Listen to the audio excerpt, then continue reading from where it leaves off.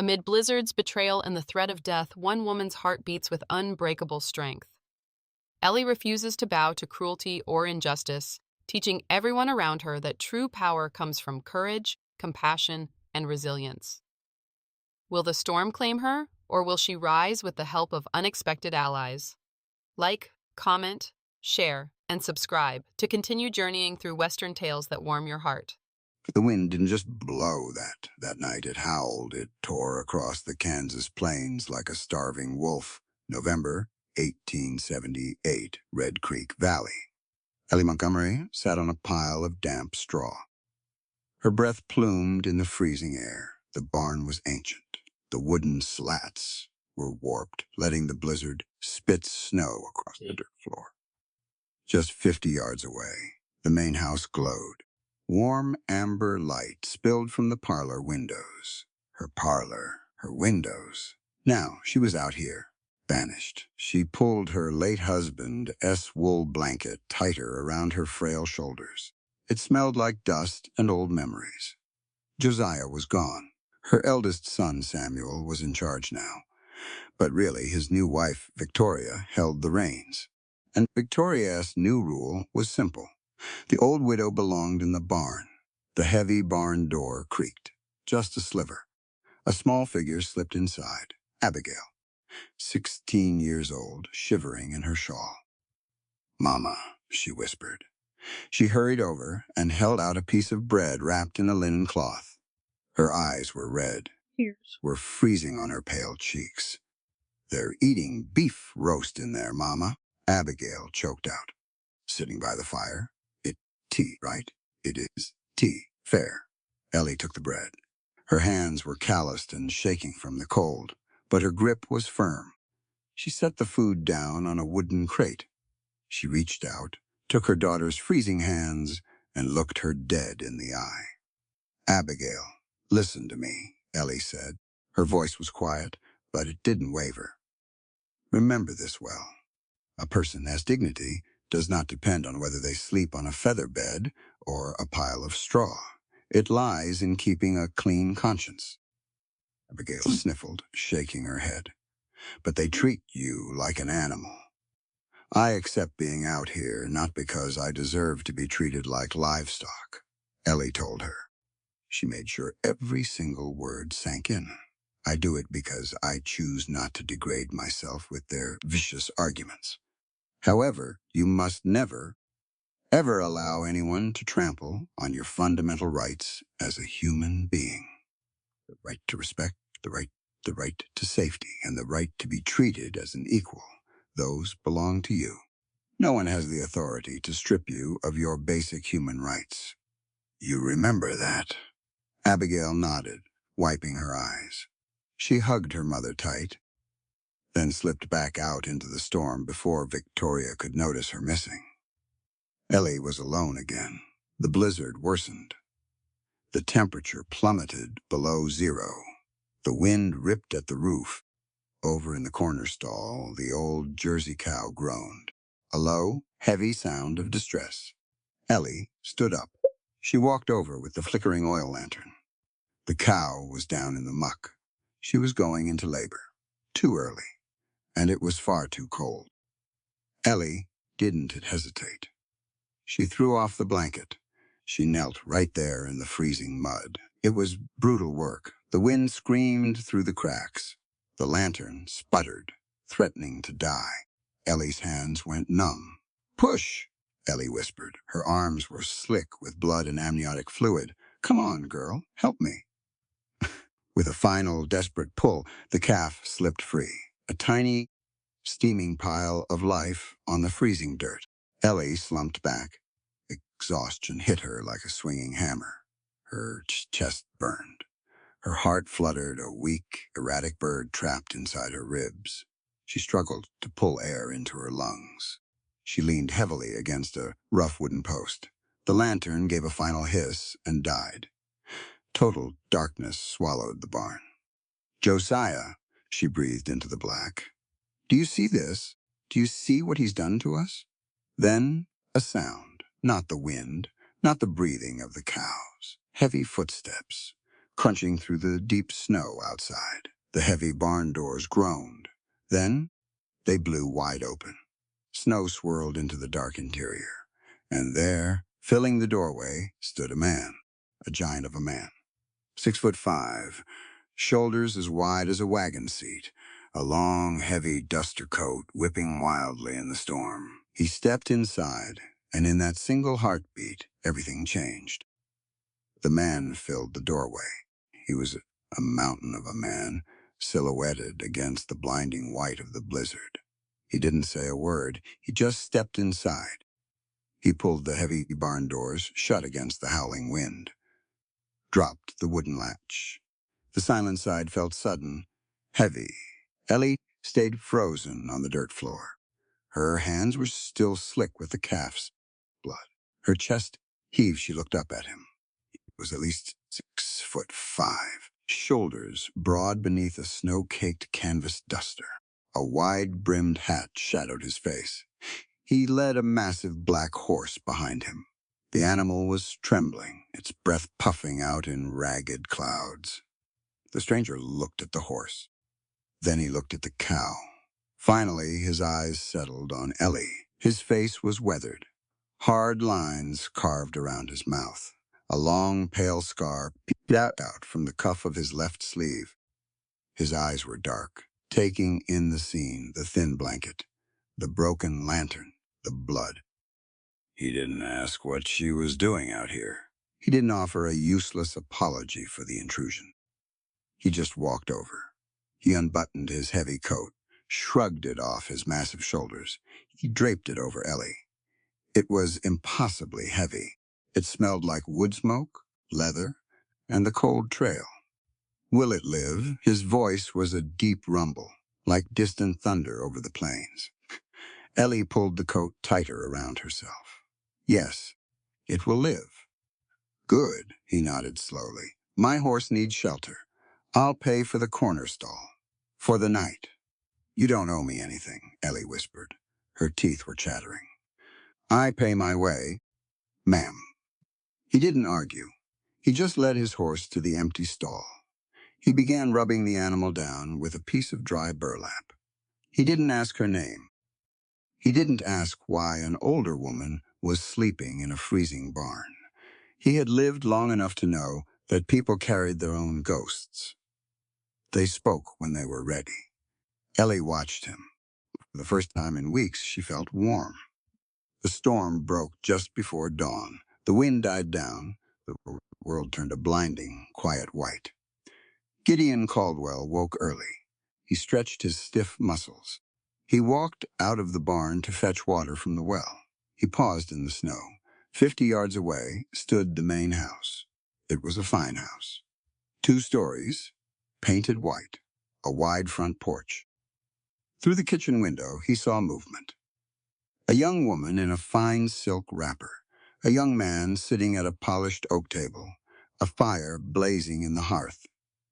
Gideon looked back at the barn, the warped wood, the leaking roof, the shivering woman inside. He frowned. He walked the 2 miles into Red Creek. The town was just waking up. Men were shoveling snow off the wooden boardwalks. He pushed through the doors of the local inn. Martha Higgins stood behind the counter. She was a stout woman, sharp eyes. She knew everything that moved in this valley. Gideon ordered black coffee and a plate of eggs. He sat at the counter. The farm, 2 miles east, Gideon said, his voice low. White house, red barn. Who lives there? Martha stopped wiping the counter. She let out a long, heavy sigh. The Montgomery place. Samuel Montgomery and his new wife, Victoria. They run it now. And the woman in the barn? Martha looked down. She wrung her dish towel. That's Eleanor, Ellie, Samuel's mother. She and her husband Josiah built that place from the dirt up. Josiah died a while back. Bad lungs. She owns it? Technically. But that city girl, Victoria, she moved in, took over. Decided the house was too crowded. Decided the old woman was a nuisance. Gideon's jaw tightened. The muscles ticked under his skin. He remembered his own mother. He remembered the people he used to protect when he wore a federal badge. He had seen a lot of cruelty in his 45 years, but this specific brand of quiet, domestic venom made his blood run cold. He finished his coffee. He didn't touch the eggs. He walked out. An hour later, Gideon marched up the snow-covered path toward the Montgomery house. Samuel Montgomery was standing on the wide front porch. He was 26, soft around the edges. He wore a heavy wool coat and held a steaming mug of coffee, looking out over his snowy fields. Gideon didn't stop at the bottom step. He walked right up onto the porch. The floorboards groaned under his weight. Samuel turned. He blinked, startled by the sheer size of the man looming over him. "Can I help you, mister?" Samuel asked. Gideon stared down at him. His eyes were like chipped flint. "You Samuel Montgomery?" "I am. And you are?" "Gideon Caldwell. I spent the night in your barn. With your mother?" Samuel flushed. A mix of embarrassment and defensive anger flared in his eyes. "Look here, mister. This is private property, family business. You have no right. The law might allow you to manage the estate on your widowed mother's behalf." Gideon cut him off. His voice wasn't loud. It was deadly calm. Every word was sharp. Samuel stepped back, intimidated. Gideon stepped closer. He looked Samuel dead in the eye and spoke with absolute clarity. "But human decency does not give you the right to banish the woman who gave you life to live among the animals. Abandoning the elderly and stripping them of their right to live in their own home is an atrocity, Samuel. It is not reorganizing the household, as you cowardly call it. It is elder abuse. Basic human rights dictate that the elderly deserve to be treated with absolute respect, dignity, and care. Tossing her out into the freezing cold is a moral crime. You are violating her fundamental human rights." Samuel opened his mouth, closed it. His hands shook, spilling a few drops of hot coffee onto the porch. My wife thought, "It's complicated." Samuel stammered. "It's simple," Gideon said softly. "You're a coward." Gideon turned his back on the young man. He walked off the porch. He didn't leave the ranch. He walked straight to the tool shed. He found a hammer, a box of rusted nails, some spare lumber. He climbed up onto the freezing, snow-slicked roof of the barn. Down below, Ellie stepped out of the barn doors. She looked up. "What are you doing?" she called out. "Fixing the roof," Gideon yelled back. "You don't have to do that." "I know." Gideon brought the hammer down. Hard. He wasn't leaving, not yet. A week passed. The snow melted into a muddy slush, then froze again. The Kansas wind remained bitter. Gideon stayed in the barn. He didn't ask for permission. He just paid his board by working. He chopped wood. He fixed the rotting fence lines. He patched the drafty holes in the barn walls. Ellie didn't object. They fell into a quiet rhythm. She baked bread on the small iron stove in the corner. She always left half a loaf on his blanket. He never said thank you. But the next day, a small jar of apple butter or a tin of fresh tea would magically appear beside her mending basket. They didn't talk much, but it was a comfortable silence, a shared one. Gideon watched. That was what he did best. He observed. He noticed things. He noticed that Samuel rarely made eye contact with his mother. He noticed the way Victoria, the young wife, walked around the yard. She walked like she owned the very dirt beneath her boots. And he noticed the visitors. Twice that week, a sleek, black buggy pulled up to the main house long after dark, when Samuel was away in town. Men in sharp city suits stepped out. They carried leather briefcases, spoke in hushed tones with Victoria on the porch. It didn't sit right. It smelled like a swindle. Gideon knew that smell. He had chased it across 3 territories during his time as a federal marshal. On Tuesday morning, Gideon saddled his black horse. He rode into Red Creek. He didn't go to the inn. He walked into the local sheriff's office. Deputy Marshal Wyatt Vance was sitting with his boots up on a scarred oak desk. Wyatt was 35. Sharp. Honest. He and Gideon went back a long way. Wyatt looked up. He grinned. He dropped his boots to the floor. "Well, I'll be damned," Gideon Caldwell. "I heard a giant was staying out at the Montgomery place." They shook hands. A firm, calloused grip. "Need a favor, Wyatt," Gideon said. He didn't waste time on pleasantries. "Name it." "I need to see the county land and debt records. Specifically, anything tied to the Montgomery Ranch. And I need to know who Victoria Montgomery was before she got married." Wyatt's smile faded. He saw the cold seriousness in his old friend's eyes. "Give me an hour." An hour later, they were standing over a sprawling ledger book in the back room. The air smelled like old paper and stale tobacco. Wyatt traced a finger down a column of faded ink. "Here it is.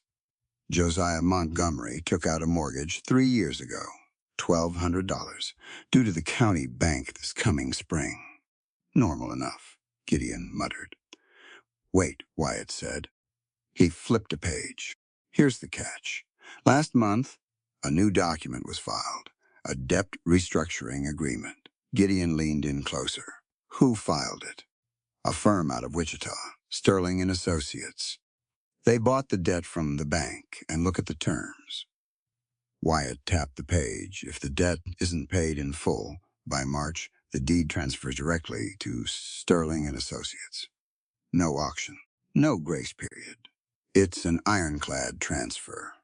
Gideon's eyes narrowed. "And who signed it?" "Samuel Montgomery." "Not his mother?" Gideon asked. "She's the widow. The deed should legally default to her." Wyatt sighed heavily. He leaned back. "Gid, you know the 1878 property laws in this state. They're twisted. A widow's hold on property is weak if there's a legal male heir, especially an adult son who acts as the head of household. If Samuel signs a document saying he is managing the estate's debts, the courts usually uphold it. The law doesn't protect the woman." "He signed away the farm," Gideon said. The pieces clicked into place. "Victoria convinced him it was just a restructuring to save the place. But she set a trap. And the kicker," Wyatt added softly, "I wired a buddy in Wichita, Victoria Montgomery's maiden name. Victoria Sterling. Her father owns the firm." Gideon felt a cold fury settle deep in his chest. It wasn't just elder abuse. It was a calculated legal theft. Victoria banished Ellie to the barn to isolate her, to weaken her, to ensure the old woman didn't catch wind of the paperwork until it was entirely too late to fight back. Gideon rode back to the ranch. The sky was the color of bruised iron. He walked into the barn.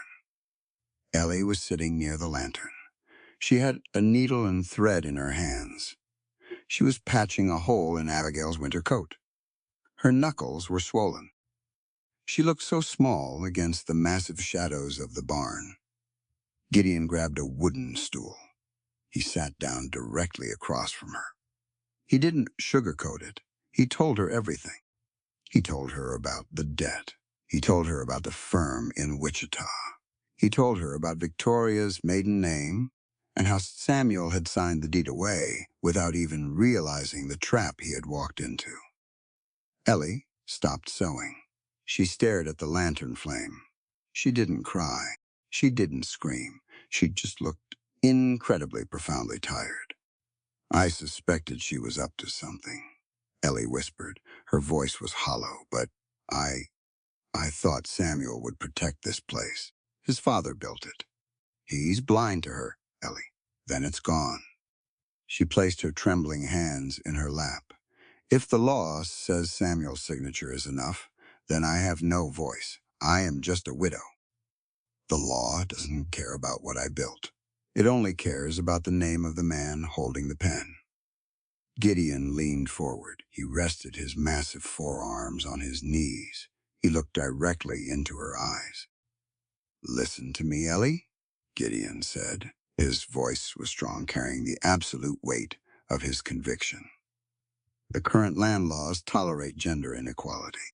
They are systematically designed to strip away the rightful property of wives and mothers. They treat women like second-class citizens." Ellie looked down. "That is just the way the world is, Gideon." "No," Gideon said firmly. "Laws made by men can be changed by men. Just because a law is written on paper doesn't make it right. Your right to own property, your right to the fruits of your own labor, and your equality as a citizen must be defended. Equality as a fundamental human right, not a privilege granted by a judge." He reached out. For a brief second, his large, scarred hand hovered over hers. "I will not stand by and watch them use the injustices of this era to steal your life's sweat and blood.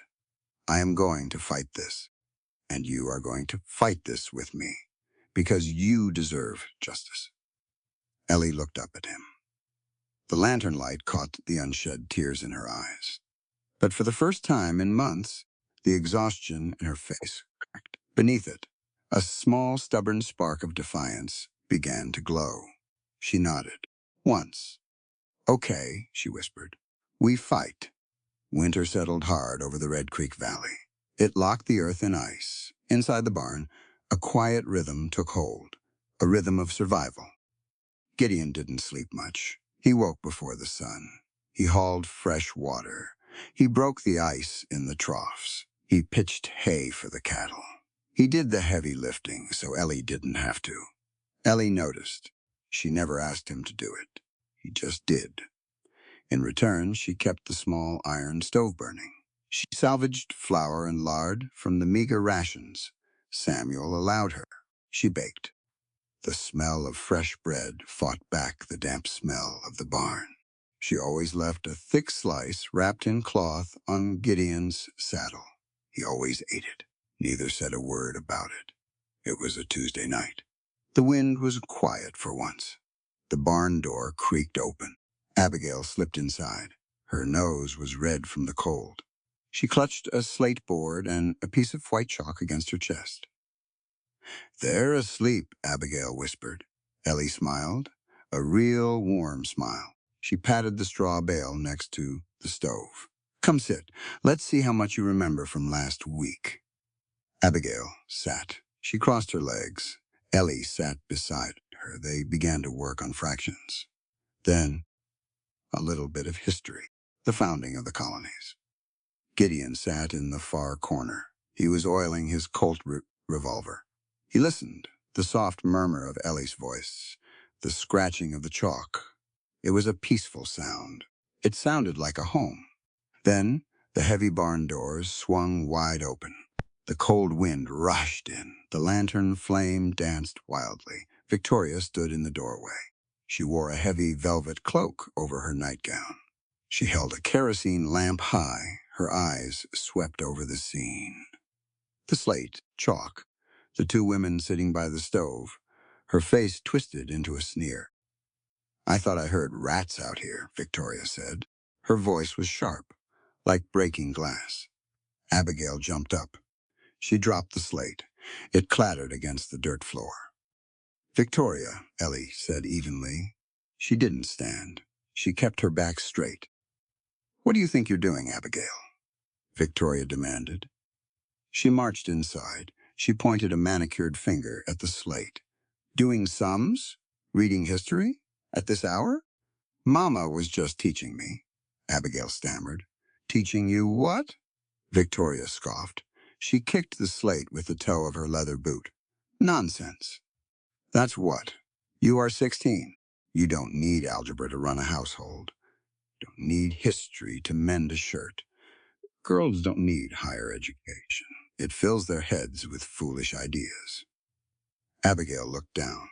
Her shoulders shook. Victoria turned her cold eyes on Ellie. "And you?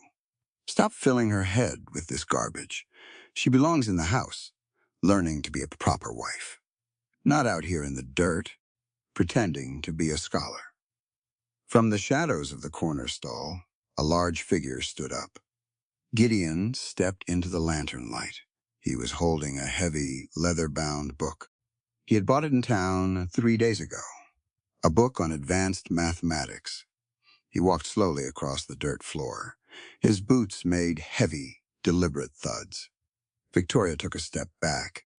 She hadn't seen him in the dark. The sheer size of him made her falter. Gideon stopped right in front of her. He looked down. He didn't raise his voice. He didn't need to. The quiet timbre of his voice carried enough weight to crush a rock. He dropped the heavy book onto the wooden crate next to Abigail. "You listen to me, Mrs. Montgomery," Gideon said, "and you listen closely.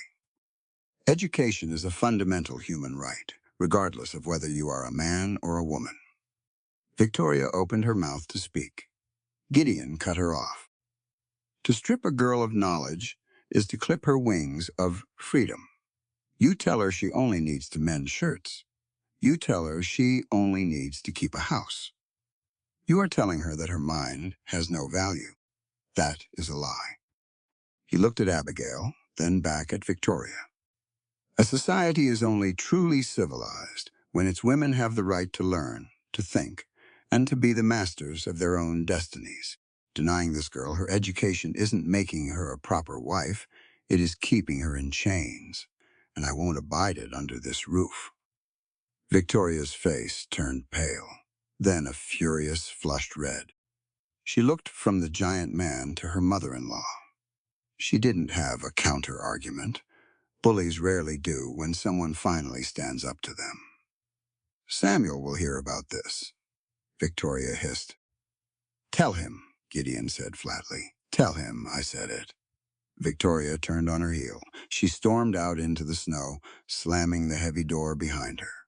The barn fell silent again. Abigail stared at Gideon. Her eyes were wide. Slowly, she reached out and picked up the leather-bound math book. A small, trembling smile touched her lips. "Go on, Abigail," Ellie said softly. "Finish your lesson. Then get to bed." An hour later, Abigail was gone. Ellie and Gideon sat by the dying heat of the iron stove. The fire popped and hissed. Ellie poured 2 tin cups of hot chicory coffee. She handed one to him. "Thank you," Ellie said, "for what you said to her." Gideon stared into the black liquid. "It was the truth." "You speak with a lot of conviction for a man drifting through the snow," Ellie noted. She watched his face in the firelight, the deep lines, the weariness. "You weren't always a drifter, were you?" Gideon took a slow sip. He let the silence stretch out. "No," he said finally.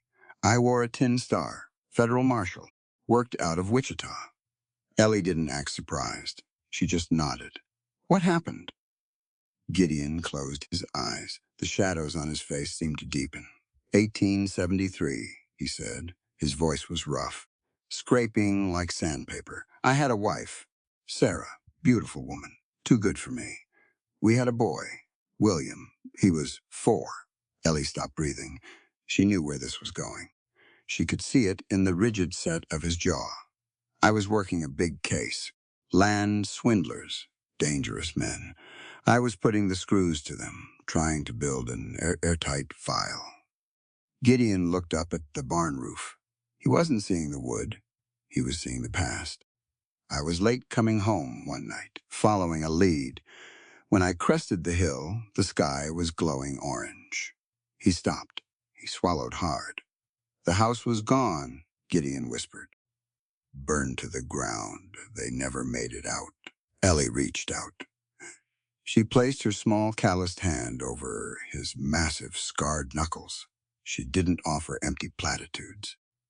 She didn't say she was sorry. She just anchored him to the present. "I spent 2 years hunting the men who set the fire," Gideon continued, "but the trail went cold. The men at the top, they had money. They had politicians in their pockets. The fire was ruled an accident, a tragic accident." He looked down at Ellie's hand, resting on his. "I turned in my badge. I couldn't uphold a law that protected the wolves and let the sheep burn. So I rode out, kept riding, until my horse nearly froze to death outside your door. You blame yourself, Ellie said softly. I wasn't there. You were trying to stop bad men. That is not a sin, Gideon. The fire was their doing, not yours. Gideon sighed. A long, rattling sound. Sometimes, Ellie, the guilt is the only thing you have left of them. It's hard to put it down. Ellie squeezed his hand. I know, but you can't carry it forever. It'll break your back. Even a back as broad as yours. They sat in the quiet dark, two people bruised by the world, finding a little bit of warmth in a freezing barn. The morning air cracked like a whip. Gideon was splitting firewood behind the barn. The heavy axe rose and fell, splitting oak logs cleanly in two. It was mindless work. It kept the memories at bay. The sound of approaching hooves made him pause. He leaned on the axe handle. He watched the tree line. Deputy Marshal Wyatt Vance rode into the clearing. His horse was breathing hard, kicking up clumps of dirty snow. Wyatt didn't look cheerful. He looked grim. Wyatt pulled back on the reins. He dismounted. He reached into his saddlebag and pulled out a thick manila folder. It was tied shut with string. Morning, Wyatt, Gideon said. Morning, Gid. Wyatt didn't smile. He held out the folder. I wired the federal office in Topeka. Pulled every string I had. Got the deep background on Sterling and Associates, the firm that bought the deed to this ranch. Gideon wiped the sweat from his brow. He took the folder. And you need to sit down when you read it. Gideon frowned. He untied the string. He opened the folder right there in the snow. He flipped past the standard legal jargon. Bank transfers. Notarized signatures. He was looking for the names of the board of directors, the men pulling the strings behind Victoria. He found the page. He ran his thick finger down the list of names. He stopped. His finger rested on the name of the founder and majority shareholder, Nathaniel Sterling. Gideon stopped breathing. Seemed to away. The world went perfectly, utterly still. The name burned his eyes. Nathaniel Sterling. It was a ghost from 10 years ago. You recognized the name, Wyatt said quietly. It wasn't a question. Gideon closed the folder. His hands were trembling, not from the cold, from a sudden, violent surge of adrenaline. Yeah, Gideon said. His voice sounded far away. I recognize it. He didn't say anything else to Wyatt. He turned and walked into the barn. Ellie was sweeping the dirt floor. She looked up when he entered. She saw his face. The color had drained completely from his weathered cheeks. His eyes were wide, dark, and terrifying. Gideon? She dropped the broom. What is it? What's wrong? Gideon walked over to the wooden crate. He dropped the heavy folder onto it. He stood there, staring at the manila cover as if it were a rattlesnake coiled to strike. Sit down, Ellie, he said. She sat on the edge of her cot. She folded her hands tightly in her lap. The firm that Victoria is using to steal your ranch, Gideon began. He took a deep, ragged breath. Her father's firm. The man who runs it is named Nathaniel Sterling. Ellie looked confused. Do you know him? 10 years ago, Gideon said. He paced across the barn. He couldn't stand still. 10 years ago, in 1868. I was a young marshal in Wichita. We had a string of land frauds. Widows, orphans, poor dirt farmers. They were all losing their land. Falsified deeds. Predatory loans. Sound familiar? Ellie nodded slowly. Like what Victoria is doing to me. Exactly like it, Gideon said. I tracked the money. It took me 6 months. I built a case against the head of the syndicate, a man making a fortune off the misery of the vulnerable. He stopped pacing. He looked right at Ellie. It was Nathaniel Sterling. Ellie gasped softly. I had him, Gideon said. He balled his hands into fists. I had the ledgers. I had the witnesses. But Sterling, he was connected. He had friends in the state legislature. He had judges on his payroll. Before I could present the case to a grand jury, the charges were dropped, ordered from the top. Gideon looked down at his boots. The shame of that memory was still a bitter taste in his mouth. I was angry, but I was also young, and I was scared. They threatened my pension. They threatened my career. So I backed down. I moved on to the next case. I let Sterling walk away. The barn was dead silent. Gideon walked over and sat on the stool opposite Ellie. The fire in him wasn't rage anymore. It was a deep, burning conviction. He looked into her eyes. He needed her to hear exactly what he had learned. Ellie, listen to me, Gideon said. His voice was steady now, unshakable. The silence of good people is what feeds evil.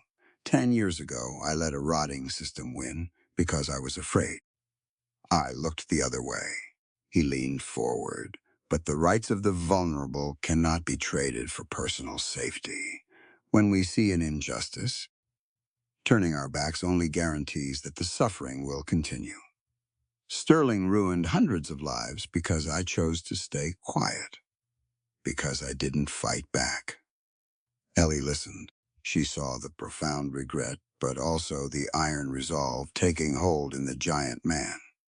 Gideon reached out and tapped the folder. This time, I am standing my ground. I am not walking away, because justice isn't something that naturally occurs in this world. It is not handed down freely. It is something we must actively fight to secure. For you, for Abigail, for everyone Sterling has ever crushed. Ellie looked at the folder. Then she looked at the man. He was no longer a drifter. He was a marshal again. He had found his badge, even if he wasn't wearing it on his chest. What do we do? Ellie asked. Her voice didn't shake. Gideon stood up. He picked up his coat. We fight, Gideon said. Wyatt is outside. We are going to reopen a federal investigation. Unofficially, we are going to dig up every piece of dirt on Victoria and her father. We are going to find the paper trail that proves she defrauded your son.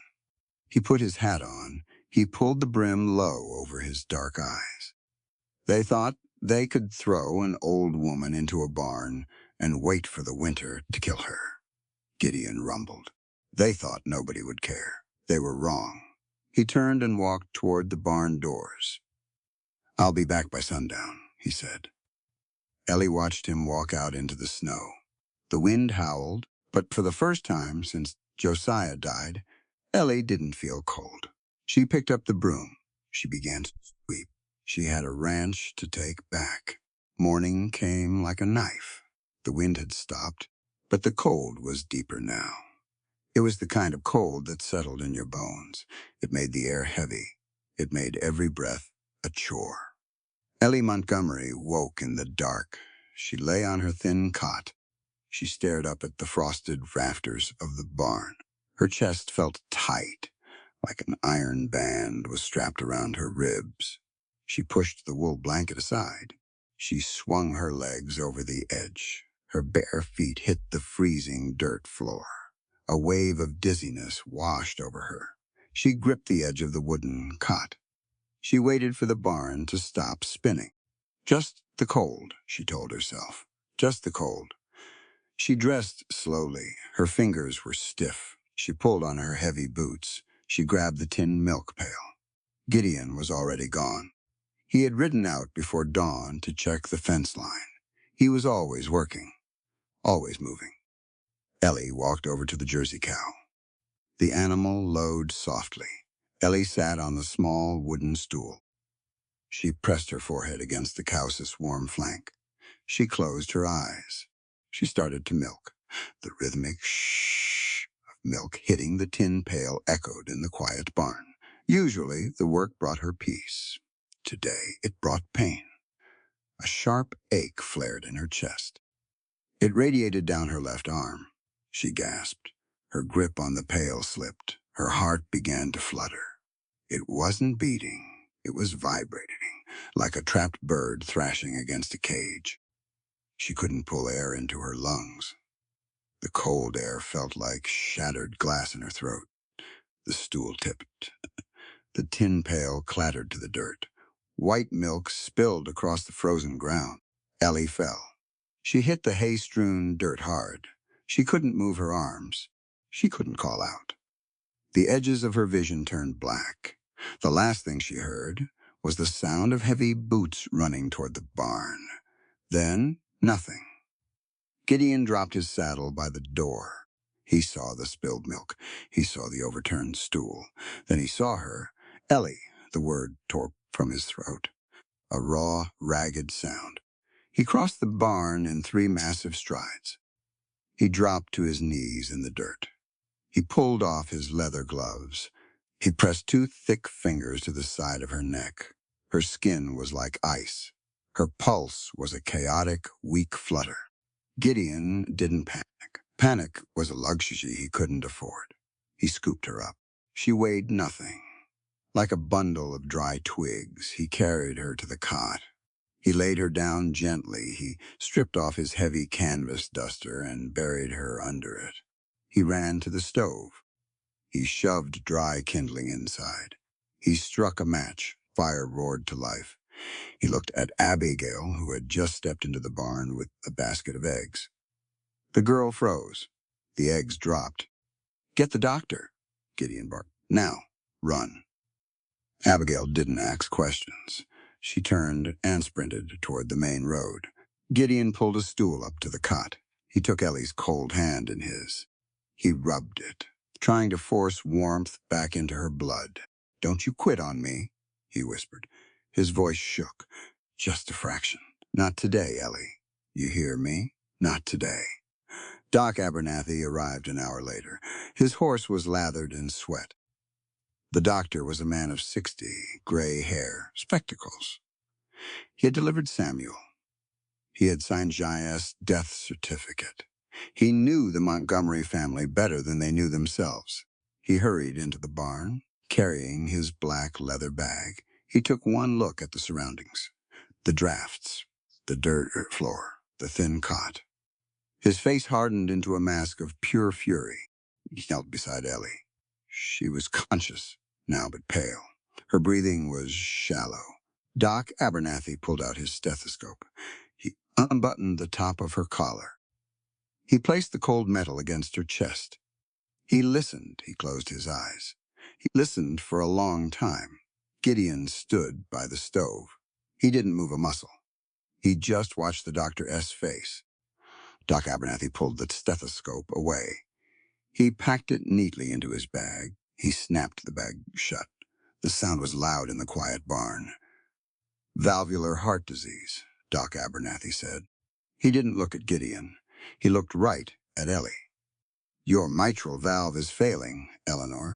It's restricting the blood flow. That S what caused the collapse. That S why you can catch your breath." Ellie turned her head. She looked at the barn wall. "I know," she whispered. Doc Abernathy sighed, a heavy, tired sound. "I told you last summer, Ellie. I told you the heart was weak.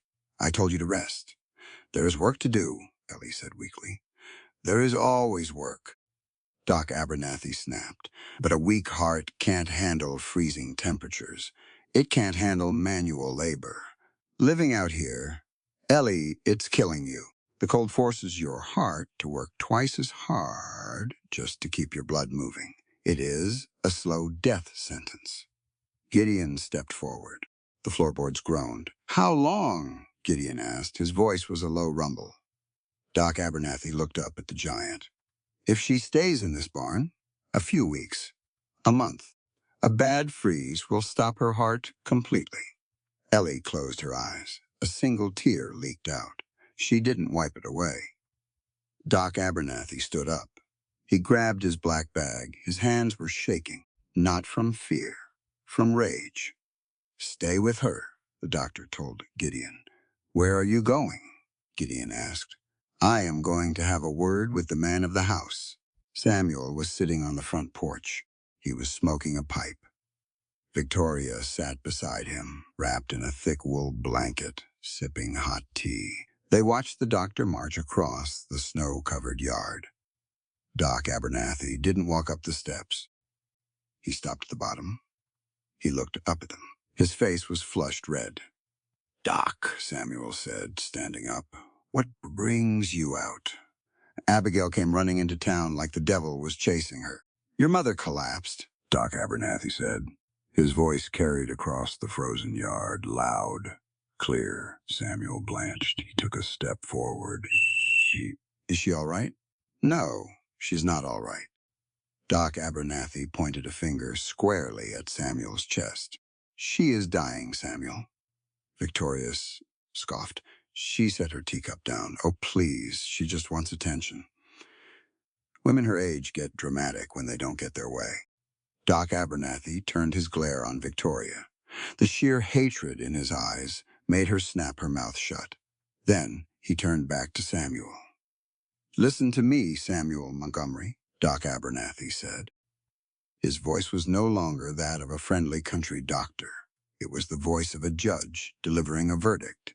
"And you listen closely. I am going to make this very clear to you." Samuel swallowed hard. He gripped the porch rail. Doc Abernathy took a deep breath. "Do you think throwing a roof over her head in a barn is enough? Do you think tossing her table scraps fulfills your duty as a son?" The doctor's voice rose. "The right to proper medical care is a basic human right. The right to live in a warm, safe environment is a fundamental human right. These are not privileges you grant when it suits you. They belong to everyone." Samuel looked down at his boots. "Doc, you don't understand. The house is crowded. Victoria needs her space." "I don't care about her space," Doc Abernathy roared. "You don't strip away a person's basic rights because they get old. You don't take away their dignity because they become inconvenient." The doctor stepped up onto the first stair. He leveled his gaze right into Samuel's eyes. "Your mother has severe heart failure. The cold is destroying her heart muscle. Your complicity in banishing her to that freezing barn in her medical condition isn't just thoughtlessness, Samuel. It is elder abuse. It is premeditated manslaughter. You are actively denying her the fundamental right to life." Victoria stood up. She clutched her blanket. "You can't talk to us like that. This is our property." Doc Abernathy ignored her. He kept his eyes on Samuel. "If she dies out there in the dirt," the doctor said softly, "her blood isn't on the wind. It's on your hands. You are violating her human rights, and you will have to answer to God for it." Samuel stood frozen. The pipe slipped from his fingers. It hit the porch. Sparks scattered across the wood. Doc Abernathy turned around. He walked away. He didn't look back. Back in the barn, Gideon heard the entire exchange. The doctor's voice had carried perfectly on the crisp winter air. Gideon looked down at Ellie. She was lying perfectly still. Her eyes were closed. Her breathing was terribly shallow. She looked like a ghost already. A quiet, terrifying calm washed over Gideon. The time for waiting was over. The time for silent support had passed. Gideon bent down. He slid one massive arm under Ellie's knees. He slid the other behind her back. He stood up. He lifted her as easily as a man might lift a sleeping child. He kept his heavy canvas coat wrapped tight around her. Ellie opened her eyes. She felt the sudden movement. She felt the incredible strength supporting her. "Gideon," she whispered, "what are you doing?" "We're leaving the barn, Ellie." "Where are we going?" "Inside." He didn't say another word. He turned and walked out the barn doors. He stepped into the blinding white snow. The wind whipped at his face. He didn't blink. He just walked. His stride was long, deliberate. The heavy thud of his boots broke the icy crust of the snow. Samuel and Victoria were still on the porch. They watched him coming, a giant of a man, carrying the frail widow in his arms. "Stop right there," Victoria shouted. Her voice was shrill, panicked. "You can't bring her in here. I forbid it, Samuel. Do something." Samuel didn't move. He was paralyzed. The doctor's words were still ringing in his ears. Premeditated manslaughter. Gideon reached the porch. He didn't break his stride. He walked straight up the wooden steps. Victoria moved to block the front door. She threw her arms out wide. "I said no," she screamed. "She belongs in the barn. This is my house." Gideon didn't argue. He didn't raise his voice. He just kept walking. When he reached the door, he didn't put Ellie down. He shifted his weight. He raised his heavy leather boot. He kicked the solid oak door. The sound was like a gunshot. The iron latch shattered. The wood splintered. The heavy door flew open, crashing against the inside wall of the hallway. Victoria screamed and jumped out of the way. Gideon stepped over the threshold. He walked into the warmth of the main house. He ignored the fine rugs. He ignored the polished furniture. He walked straight into the parlor. A massive fire was blazing in the stone hearth. The room was incredibly warm. A plush, velvet sofa sat facing the fire. Gideon knelt. He laid Ellie down on the soft cushions. He tucked his heavy duster around her legs. He stood up. He turned around. Samuel and Victoria were standing in the doorway. Victoria was shaking with rage. Samuel looked terrified. "Get her out," Victoria shrieked.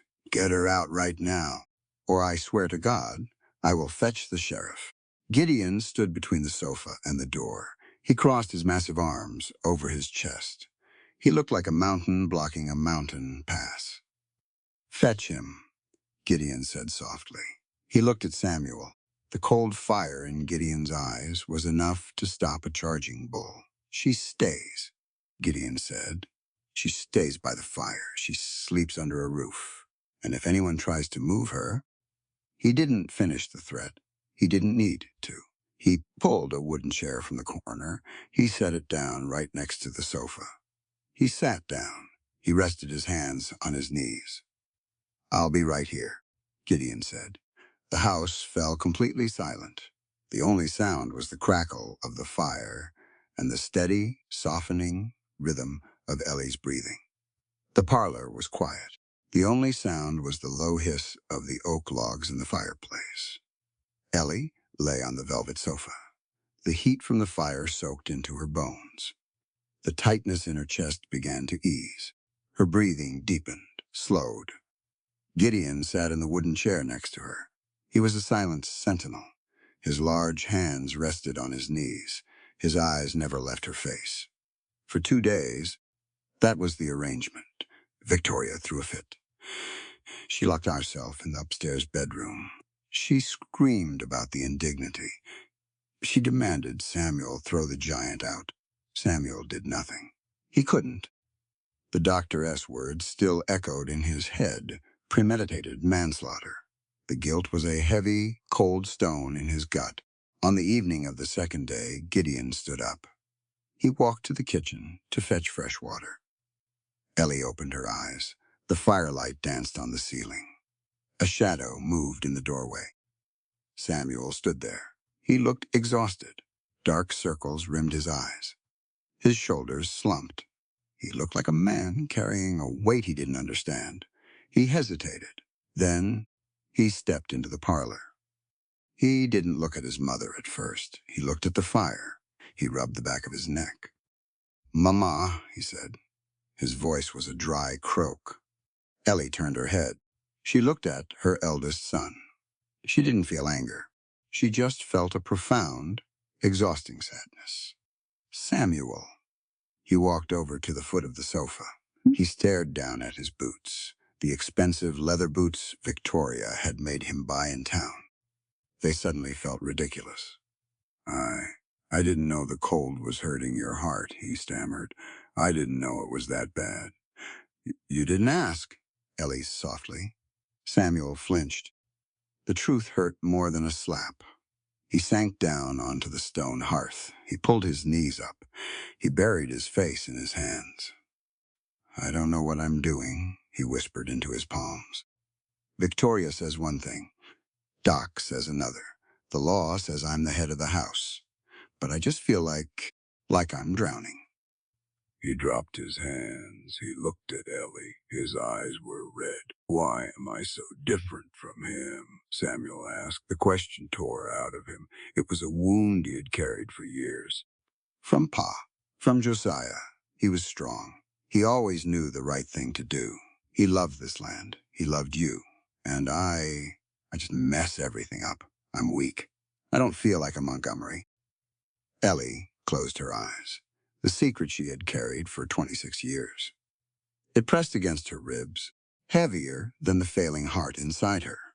She opened her eyes. She looked at the ceiling. You aren't a Montgomery by blood, Samuel. The words hung in the warm air. Quiet, devastating. Samuel froze. He stared at her. The crackle of the fire seemed incredibly loud. Oh, what? He breathed. Ellie turned her head. She looked him right in the eye. The time for hiding was over. The time for protecting him from the truth had passed. Your father, your biological father, was a man named Arthur Sterling. Samuel's jaw dropped. The color completely drained from his face. Sterling? He choked out.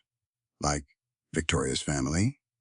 Yes, Ellie said. Her voice was steady. Arthur was Nathaniel Sterling's younger brother. We were young. We fell in love before the war. He enlisted. He died at Shiloh. He never knew I was pregnant. Samuel stared at her. His mind couldn't process it. The words didn't make sense. Josiah knew, Ellie continued. The memories were vivid. The pain of loss, the fear of being a ruined woman. Jaya was a friend, a good man. He offered me his name. He offered you his name. He knew you weren't his blood, and he didn't care. Samuel shook his head slowly. I'm a Sterling. I'm Victoria's cousin. Yes. Samuel stood up abruptly. He backed away from the sofa. His chest heaved. The foundation of his entire life was crumbling. The name he carried, the legacy he thought he was failing. It was all a lie. Why? Samuel demanded. His voice cracked. Why didn't you tell me? Why did you let me believe? Because I wanted you to have a good life, Ellie said. She tried to sit up, but the effort exhausted her. She fell back against the cushions. Samuel paced across the rug. A good life? You let me marry my own cousin. You let her take over this house. I didn't know about Victoria until it was too late, Ellie pleaded softly. When you brought her home from Wichita, I recognized the name. I saw the resemblance. But you were already married. What could I do? Destroy your marriage? Tell you the truth, then? Yes, Samuel shouted. The anger finally erupted. You should have told me the truth.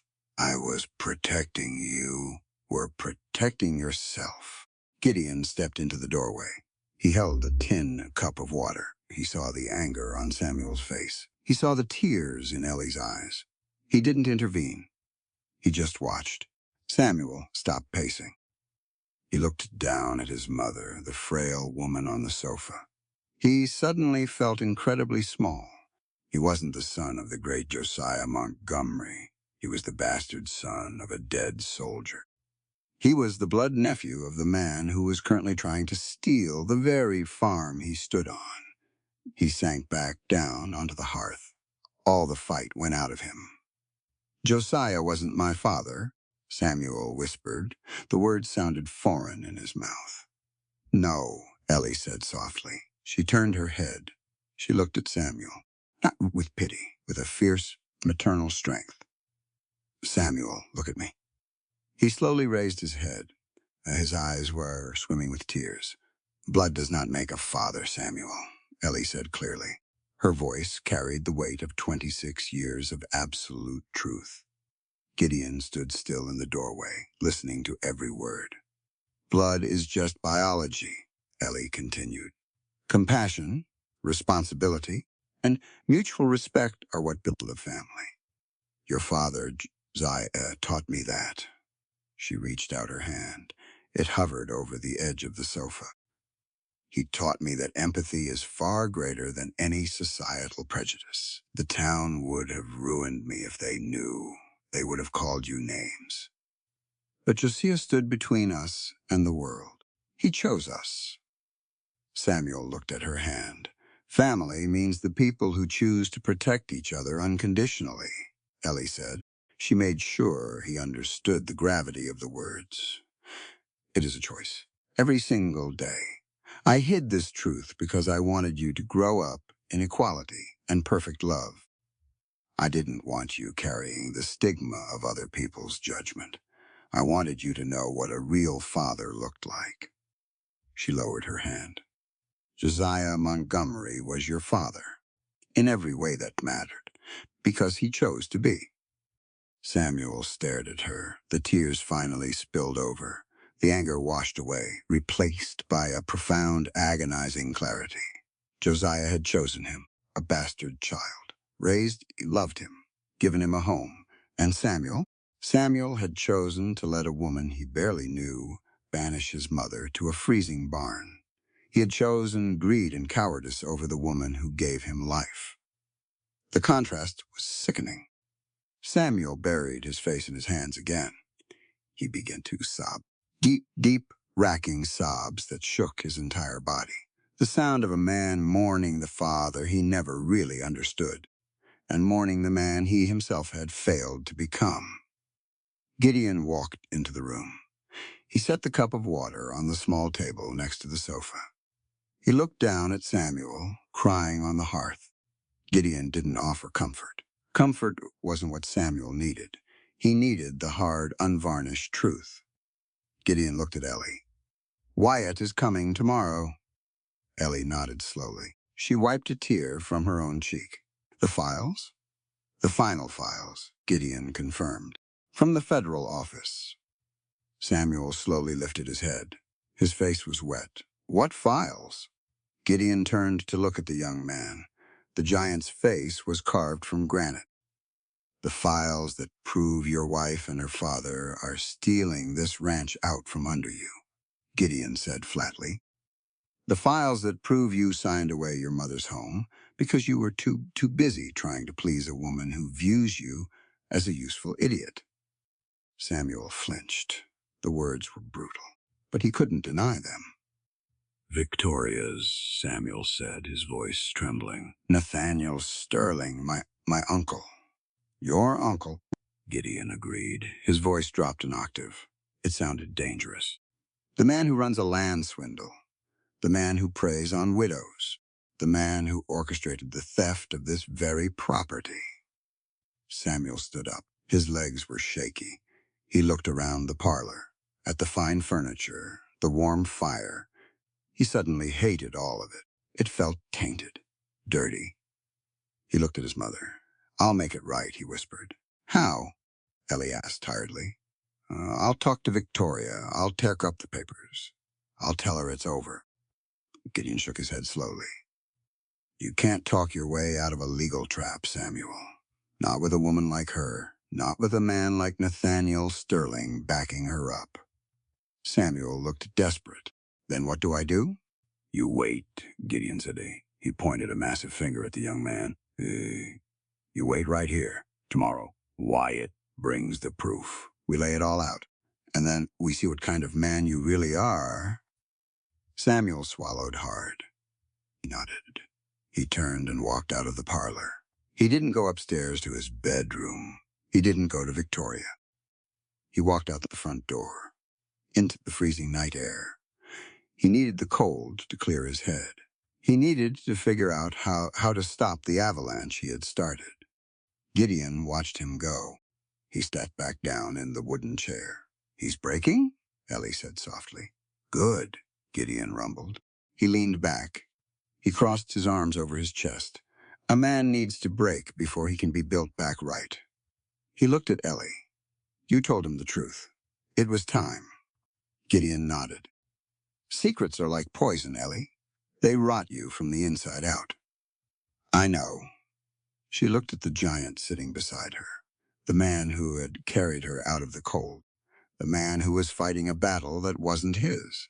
You have your own secrets, Gideon. I know you do. Gideon looked at the fire. The flames danced in his dark eyes. Tomorrow, he said quietly. When Wyatt gets here, you'll know all of them." He didn't say anything else.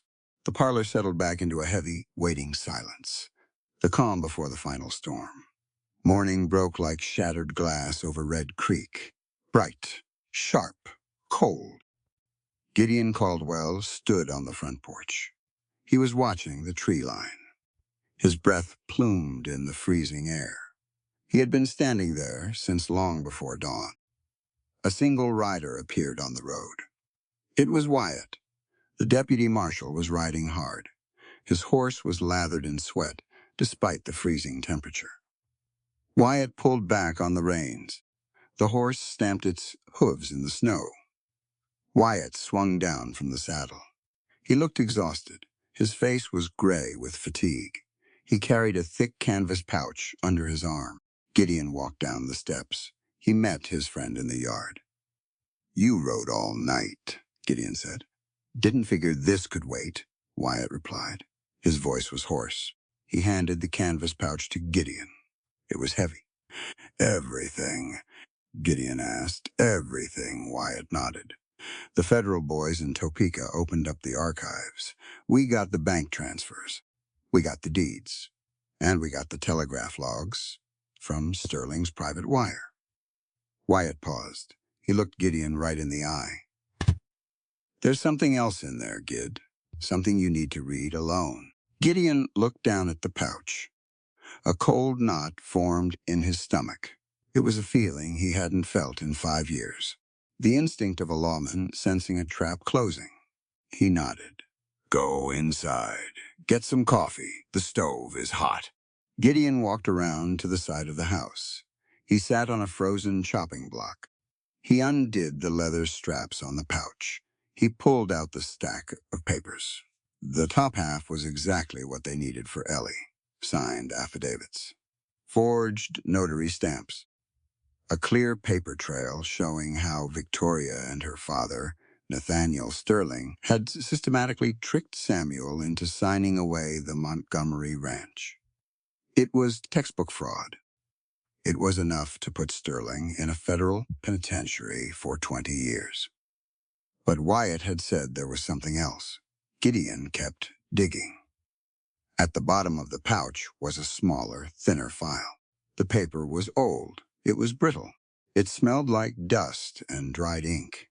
Gideon opened it. It was a collection of telegraph transcripts dated 1873. Gideon stopped breathing. 1873. The year he lost everything. He read the first transcript. It was sent from Wichita, signed by N. Sterling. Sent to a man named Hired Gun named Coulter, a man Gideon had locked up twice for arson. Gideon read the words. "Federal, Marshal Caldwell is a problem.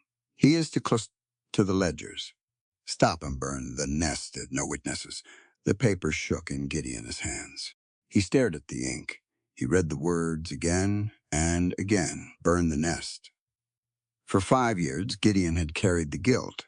He had carried it like a physical weight on his broad shoulders. He had told himself that if he had just been home, if he had just left work an hour earlier, if he hadn't pushed so hard on the case, Sarah and William would still be alive. He had believed it was a tragic accident. A stray spark from the hearth, a cruel twist of fate. But it wasn't fate, it was murder. Nathaniel Sterling had ordered the fire. He knew Gideon had a wife. He knew Gideon had a 4-year-old son, and he ordered the house burned to the ground just to protect his stolen money. A sound tore out of Gideon's throat. It wasn't a word. It was a low animal sound of pure, unadulterated grief and rage. The wind howled around him, but inside Gideon it went perfectly terrifyingly silent. The guilt was gone, evaporated.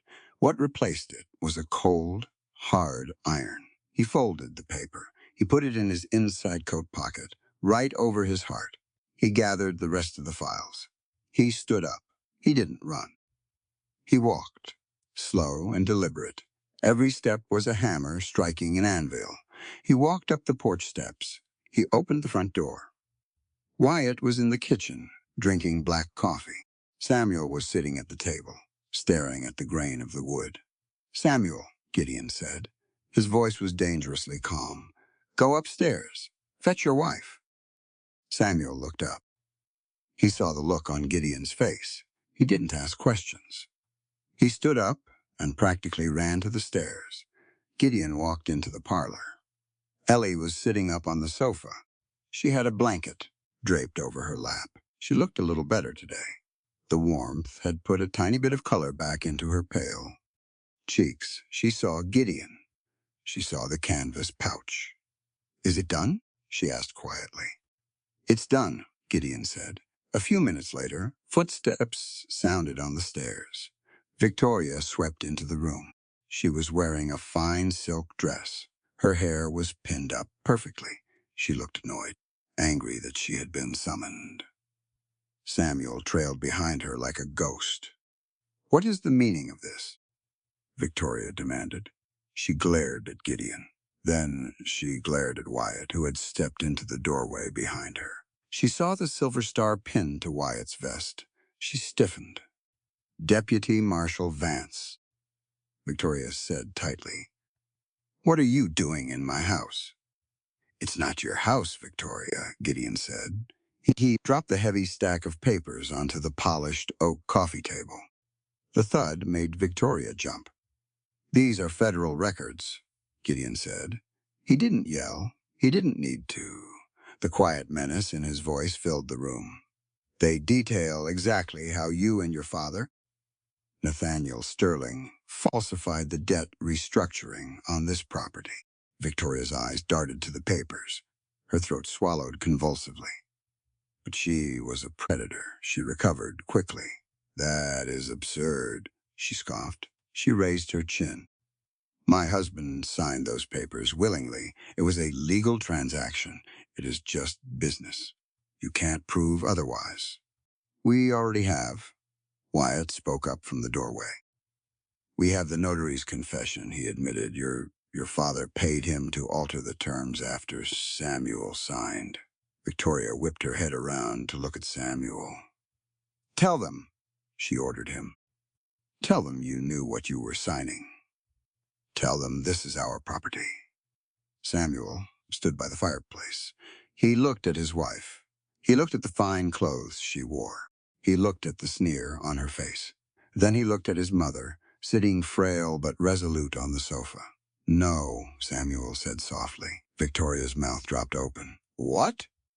"I said no," Samuel said. His voice grew stronger. "I didn't know. You lied to me. You used me to steal my mother's home. You are a thief, Victoria." Victoria's face twisted with pure rage. "You stupid, pathetic boy. You are nothing. Without my father's help, you would be shoveling dirt for the rest of your life." "Enough." Gideon's voice cracked through the room like a bullwhip. Everyone fell silent. Gideon stepped around the coffee table. He walked right up to Victoria. She had to crane her neck back to look up at him. She finally looked scared. Gideon reached into his coat. He pulled out the single brittle piece of telegraph paper. He held it up so she could see it. "Your father is a very thorough man," Gideon said. "He keeps records of everything, even his murders." Victoria's eyes went wide. She looked at the telegram. She read the words, "Burn the nest." "10 years ago," Gideon said. His voice was a low, terrifying rumble. "Your father ran a land syndicate in Wichita. A federal marshal got too close. So, your father ordered a fire. He burned the marshal's house to the ground." He leaned down. His face was inches from hers. "My name is Gideon Caldwell. I am that marshal. And my wife and 4-year-old boy were in that house." Victoria actually stumbled backward. She hit the edge of an armchair. All the color drained from her face. She looked at the giant man standing before her, and she finally understood exactly who she was dealing with. I didn't know," Victoria stammered. Her arrogant facade shattered completely. "I was just a girl. I didn't know about any fire." "You knew what he was," Gideon said coldly. "You knew how he made his money. You learned from him. You came into this house. You looked at a sick, elderly woman, and you banished her to a freezing barn to die so you could take her land. Gideon stood up to his full height. He looked at Victoria, and then he looked at Samuel. He needed them both to hear this. He needed it carved into their minds forever. You and your father, Gideon said clearly, measuring every single word. You view the lives of the poor, of widows, and of children as mere numbers on a ledger. You think a human being is just an obstacle in the way of a dollar. He pointed a massive finger at the papers on the table. But human life is invaluable. It cannot be trampled by your greed. A person's worth is not dictated by their bank account or their physical strength. The judgment that falls on you today isn't just retribution for my murdered family. Gideon paused. He let the silence hang in the air for a heavy second. It is a loud, undeniable declaration that true justice will ultimately protect the right to life. It will protect the absolute dignity of every single human being. You do not get to erase people because they inconvenience you. A civilized society is built on compassion and equal rights, not on the ruthless exploitation of the weak. Victoria was trembling now. The reality of the situation was crushing her. What? What are you going to do? She whispered. Wyatt stepped forward from the doorway. He pulled a pair of heavy iron handcuffs from his belt. Warrants were issued this morning, Mrs. Montgomery, Wyatt said. Federal marshals are kicking down the doors of your father's office in Wichita right now. He's going to hang. Victoria let out a short, panicked gasp. As for you, Wyatt continued, his voice void of any sympathy, I am placing you under arrest. Fraud, conspiracy, and as an officer of Sterling and Associates, you are an accessory to the crimes of that syndicate. Victoria spun around. She looked at Samuel. Tears sheer panic spilled down her cheeks. Samuel, do something. You are my husband. Protect me. Samuel stood completely still. He looked at the woman he had married. He saw the rot underneath the fine silk. He saw the cruelty he had been too weak to acknowledge. He remembered his mother shivering in the barn. He remembered the cold. Samuel shook his head, slowly. Final. You aren't my wife, Samuel said quietly. You're just a thief who got caught. Victoria let out a scream of rage. She lunged forward, but Wyatt was faster. He grabbed her wrists. He spun her around. The heavy iron cuffs clicked shut around her delicate wrists. The sound was sharp and metallic. It echoed in the quiet parlor. Wyatt held her firmly by the arm. He looked at Gideon. I'll take her into town, Wyatt said. Lock her in the hold. The federal transport wagon will be through in 3 days to take her to Topeka. Gideon nodded. He didn't look at Victoria anymore. She didn't matter. She was just a ghost fading into the past. Wyatt marched Victoria out of the room. She was crying now, begging, cursing. The front door opened and then slammed shut. The house was quiet again. Gideon turned around. He looked at Ellie on the sofa. She was looking back at him. Her eyes were full of tears, but she was smiling. A small, tired, incredibly beautiful smile. Gideon walked over to his wooden chair. He sat down. He let out a long, heavy breath. The fire in the hearth cracked. It was warm. It was safe.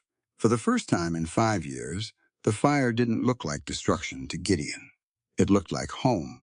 The night was pitch black, no moon, just the wind and the bitter cold. Samuel slept in the downstairs guest room. He slept heavily, a sleep born of total exhaustion. His mind was shattered. His world was turned upside down. He didn't hear the floorboards creak upstairs. He didn't hear the soft rustle of silk. He didn't hear the heavy iron door of the wall safe swing open in the dark study. Morning broke with a pale, sickly light. The sound of pounding hooves woke Samuel. He sat up. His head throbbed. He dragged himself out of bed and walked to the front window. Deputy Marshal Wyatt Vance was pulling his horse to a hard stop in the snow. Wyatt looked furious. Samuel opened the front door. The cold air slapped him in the face. "She's gone," Wyatt said. He didn't even dismount. He just glared down at Samuel. Samuel blinked. "What, who? Your wife?" Wyatt spat. "Or whatever you want to call her." The night deputy fell asleep. Somebody slipped a key through the bars. She unlocked the cell, stole a horse from the livery. "She's long gone." Samuel stared at the lawman. The words didn't make sense. "Gone, but the roads are frozen. Where would she go?" "To meet her father's men," Wyatt said. She knew the federal marshals were coming for her father in Wichita. She knew the game was up. She ran to save her own skin. Wyatt looked past Samuel toward the open front door. "You better check your valuables, Samuel. A snake doesn't slither away without taking a bite first." Wyatt yanked the reins. He turned his horse.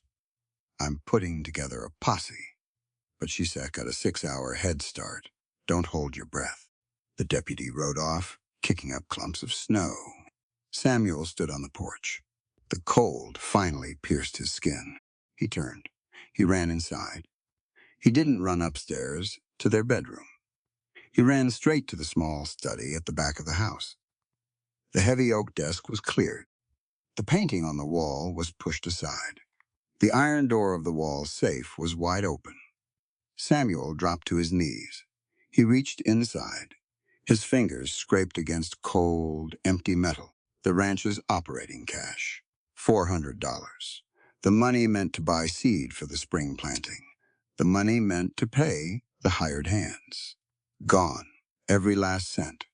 Samuel slumped against the wall. The air rushed out of his lungs. He had defended her. He had abandoned his own mother for her. He had signed away his family's legacy because he wanted to be the kind of man she admired, and she had left without waking him, without a note, without a single look back. She hadn't loved him. She had never loved him. He was just a tool, a useful idiot with a signature she needed. Silence in the house was deafening. Samuel slowly stood up. He walked out of the study. He walked into the parlor. The fire was roaring. Ellie was sitting in the armchair. She was wrapped in a thick quilt. She looked up at him. She saw the devastation written across his face. She didn't gloat. She didn't say, "I told you so." She just watched him with tired, sad eyes. Samuel couldn't look at her. The shame was too heavy. It crushed him. He turned and walked out the front door. He walked down the steps. He walked out into the snow. He didn't grab a coat. He just kept walking. Past the frozen well. Past the empty corrals. He stopped in front of the barn. The heavy wooden doors were slightly ajar. The wind whistled through the cracks in the rotting wood. Samuel stared into the dark interior. He saw the thin cot in the corner. He saw the old wool blanket. He saw the dirt floor where his mother had collapsed. His knees buckled. He fell into the snow. The freezing wetness soaked through his trousers. He didn't care. He buried his face in his hands. He sobbed, great, tearing gasps of air. He cried for the father he never really knew. He cried for the terrible weakness in his own soul. He cried for the sheer, staggering cruelty he had allowed to happen. Footsteps crunched in the snow behind him. Heavy boots. Then lighter steps. Samuel turned his head. Gideon Caldwell stood a few yards away. He was holding a pitchfork. His face was unreadable. And beside him stood Ellie. She had put on her heavy winter coat. She had walked out into the cold. Her face was pale, but her steps were steady. She stopped right in front of Samuel. She looked down at her son, kneeling in the snow. Samuel couldn't hold it back anymore. The words tore out of his chest. Raw, desperate, absolute. "I let greed blind me," Samuel cried out. He looked up at her, tears freezing on his cheeks. "I let her convince me that property and money mattered more than you. I violated your most basic human rights, stripping away the respect and dignity you deserved as my mother and as a woman. Ellie stood perfectly still. The wind whipped her silver hair around her face. I threw you out here like you were nothing, Samuel choked out, pointing a shaking hand at the barn. I am a coward. I am a fool.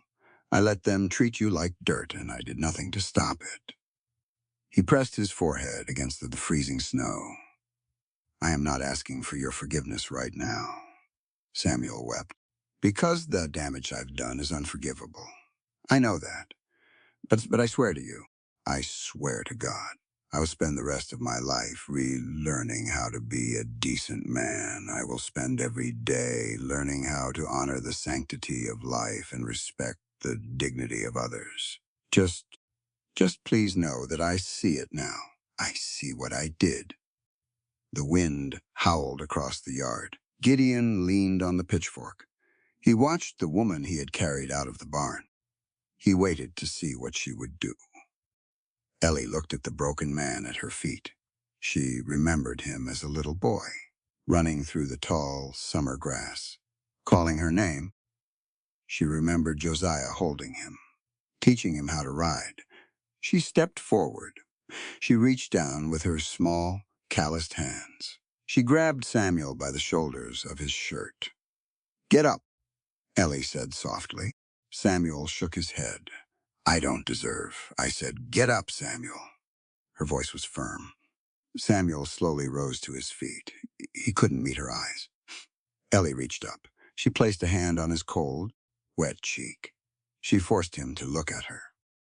Listen to me closely, Samuel, Ellie said. Her voice carried over the wind clear, unshakable. Forgiveness isn't a sign of weakness. It is the ultimate exercise of empathy. Recognizing another person's humanity, even when they failed yours, is how we break the cycle of cruelty. Samuel's breath hitched. You made a terrible choice, Ellie told him, her voice ringing with absolute truth. You let a piece of paper and a pretty face blind you to basic human decency. But you are here now, in the snow, owning your failure. That takes courage. She wiped the tears from his with her thumb. I forgive you, Samuel. Not because what you did was okay, but because I refuse to let the hatred your wife brought into this house dictate how this family ends.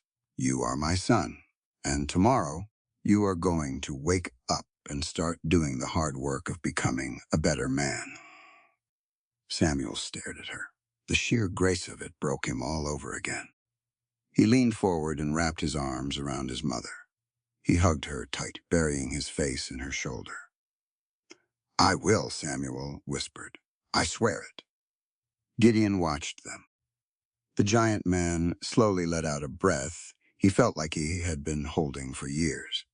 He turned around. He walked back toward the stables. He gave them the privacy they needed.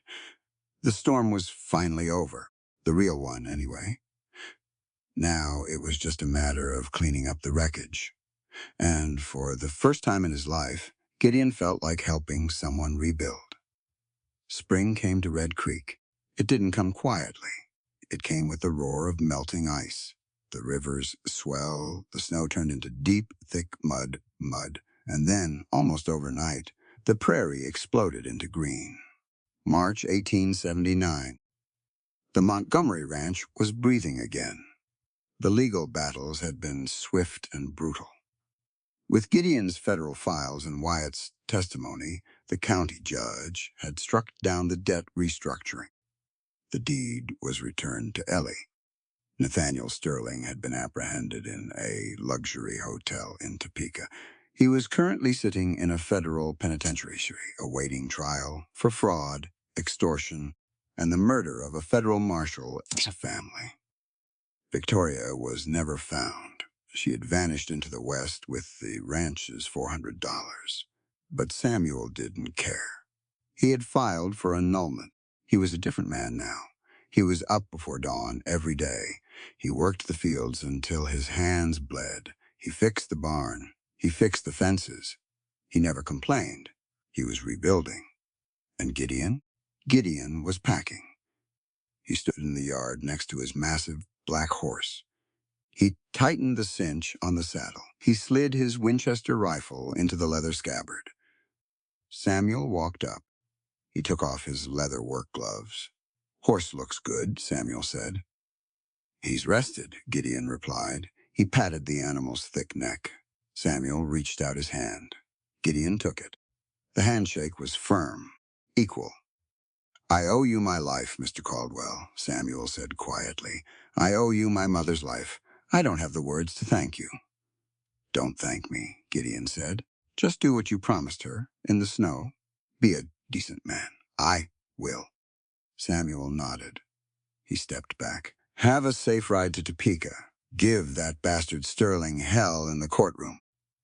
Gideon's eyes darkened slightly. "I intend to." Abigail ran out of the house. She was holding a small, paper-wrapped bundle. She practically tackled Gideon, wrapping her arms around his waist. Gideon let out a soft grunt of surprise. He patted her shoulder awkwardly. "I baked you ginger snaps," Abigail said, looking up at him with a bright smile. "For the road." "Much obliged, little one," Gideon said.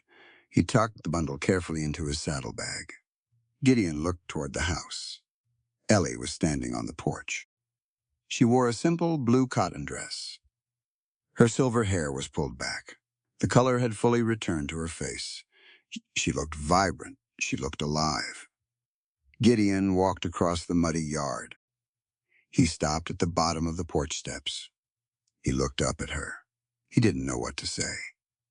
For a man who had faced down gunslingers and corrupt politicians, the prospect of saying goodbye to this woman terrified him. Ellie smiled softly. She walked down the steps. She stopped on the bottom stair, so she was almost at eye level with him. She reached out. She took both massive, scarred hands in hers. Her grip was warm. "So," Ellie said softly, "Topeka." "Yes, ma'am. The federal prosecutor needs me on the stand to put the final nails in Sterling's coffin. Will it take long? A month. Maybe 2. The wheels of justice turn slow." Ellie nodded. She looked down at his hands. She traced the long, pale scar on his left wrist. Then she looked back up into his dark eyes. "You brought spring back to this ranch, Gideon," Ellie said. Her voice was steady, but rich with emotion. Gideon opened his mouth to deflect the praise, but she squeezed his teeth to stop him. "No.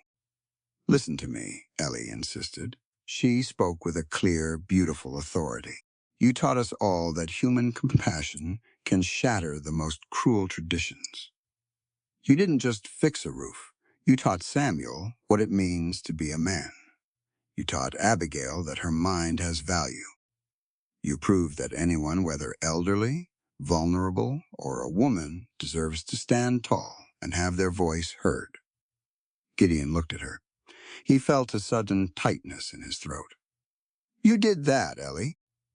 Gideon rumbled softly. "You survived it. We survived it together," Ellie corrected him. Gideon looked down at the dirt. He took a slow breath. He needed to say it. He needed her to know. He looked back up. He held her gaze. "And you taught me something, Ellie," Gideon said. His deep voice resonated in the quiet morning air.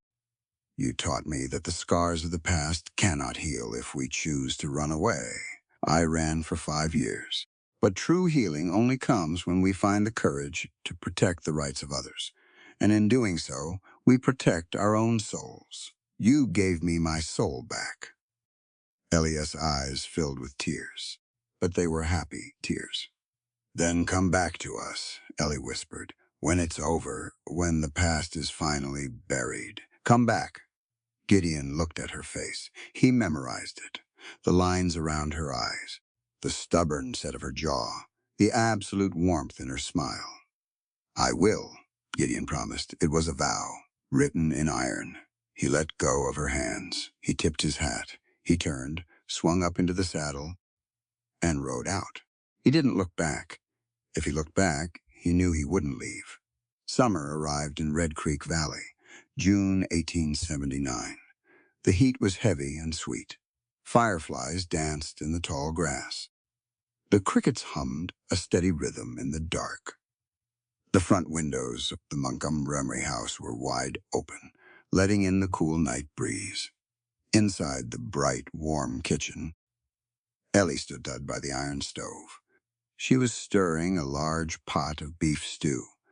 The smell of roasted carrots and onions filled the room. Abigail was sitting at the kitchen table, reading a thick book on biology. Samuel was outside, doing the final rounds in the barn. Ellie wiped her hands on her apron. Her heart beat steadily in her chest. A good, strong rhythm. Doc Abernathy had said the warm weather, and the rest had added years to her life. She walked over to the open window to catch a breeze.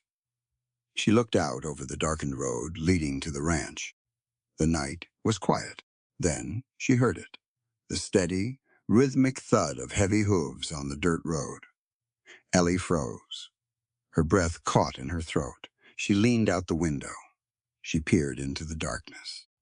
A shadow separated itself from the tree line. It was a massive silhouette. A giant of a man, riding a tall black horse. He rode at a slow, steady walk, like a man who knew exactly where he was going. Like a man who was finally coming home. The rider pulled the horse to a stop at the edge of the yard. He sat in the saddle. He looked at the brightly lit kitchen window. He looked at the woman standing there. Even in the dark, Ellie could see the wide brim of his hat. She could see the broad set of his shoulders. Abigail looked up from her book. She heard the horse. She looked at her mother. "Mama? Mama?" Abigail asked softly. Ellie smiled. A huge, radiant smile that erased every year of hardship from her face. She turned away from the window. She untied her apron and threw it over the back of a chair. "Set another plate, Abigail," Ellie said. Her voice trembled with pure joy. "The drifter is home." Ellie walked out of the kitchen. She walked to the front door. She pulled it open, stepping out onto the porch, out into the warm summer night, to meet him. As the fire crackled and the snow settled beyond the Red Creek Valley, Ellie finally found warmth not just in the barn or the main house, but in the quiet triumph of dignity and resilience. Her journey was not merely about survival against the bitter cold or the cruelty of those who sought to strip her of her home and rights. It was a testament to the power of steadfast courage, empathy, and moral conviction. From the shadows of betrayal and greed, Gideon's unwavering sense of justice became a beacon, showing that standing for what is right can protect the vulnerable, even when the world seems indifferent. The story of Ellie and her family reminds us that true strength is not measured by wealth, land, or status, but by the choices we make to uphold respect, compassion, and equality.